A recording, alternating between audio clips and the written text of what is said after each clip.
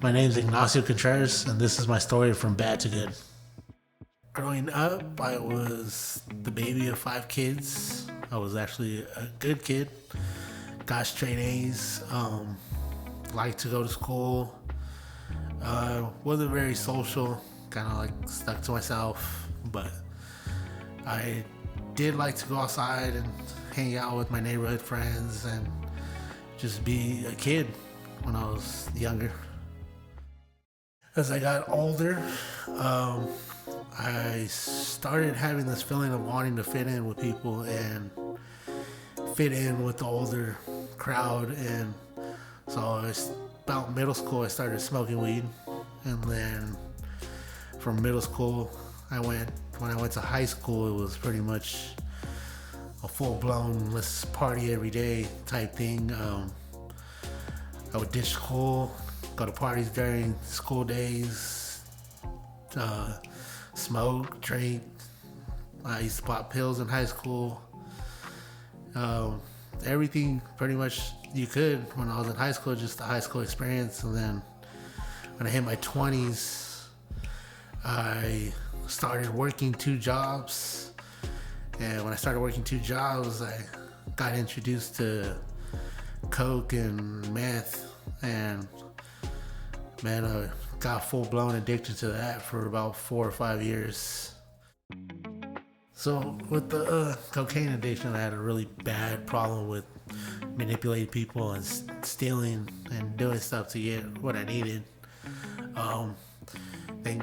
Thank God, I feel like my wife was sent to me at a certain time, because I knew when she came back into my life, I had to stop using coke, because she wouldn't have stayed with me. So I was like really prepared to stop using it. But then I started drinking. When I started drinking, I would go to work hungover, and this guy Steve would always try to preach to me and tell me stuff, and I didn't want to hear it, because like a lie was full of evil, I felt like, and I didn't want to hear him and what he had to say. So I would just ignore him and keep going on about my life, keep drinking. I would wake up, drink, go to sleep, drinking, whatever I could, whatever, stay drinking. Now with the alcohol, it turned into a full-blown addiction. Some days I'd wake up at 6 in the morning and go straight to finding how I can go buy liquor and start drinking at like 6 in the morning. And I'd black out most days. It was really hard. And I just remember one day I did remember what Stevie was preaching to me, and I remember crying in the bathroom for God to save me, because I couldn't stop. There was no stopping what I was going through, and I remember just crying, and it didn't stop. So it got a little worse after that. Maybe that was just the enemy attacking me, but it got worse. And so I cried out again to God to help me, and I swear 2 days later I felt like I got into an argument with my wife. And at the time she was my fiance. Got into an argument. I used that as an excuse to leave the house. Went to the local liquor store, bought 3 bottles of Hennessy, and I chugged all 3. Got in my car and decided to go about 90 miles down the road and flipped. Yeah, mid-airborne, I was just thinking to myself, I can't believe this is happening right now. And when I hit, I felt like somebody was there with me in the car, because nothing happened. I had a scratch on my head. I didn't hurt nobody. I didn't get hurt. I made it out of that car crash with just an arrest and a DUI, but that was the least of my worries. And I know a little later, like maybe a month later, I took a month off work to get better. Signed myself into rehab and was trying to work on myself. When I got back to work, you guys know him as Mr. Campbell, Soup.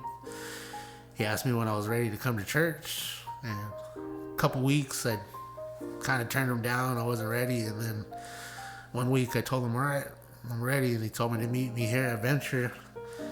And that day, I went that Sunday, and I remember that day, I felt this, like, not a pressure, but this relief in my body. And I just cried the whole first time I was at church, and I cried because then this song came on talking about addiction, and I knew I was I was an addict. I was told I was an addict, and I know I was. And that song that came on saying that God heals the addicts and you're gonna be free. That's when I knew I was gonna be free. And today I'm actually a lot better person than I was. My wife and me are doing so good. I lead people to the cross now. I know this is where you need to be to find what you're missing. I was missing something in my life, and it was God. And to keep it 1,000, today I can honestly say I am 2.5 years sober by the grace of God. And through the strength and just the power He gave me to make it through, I can honestly say God is good.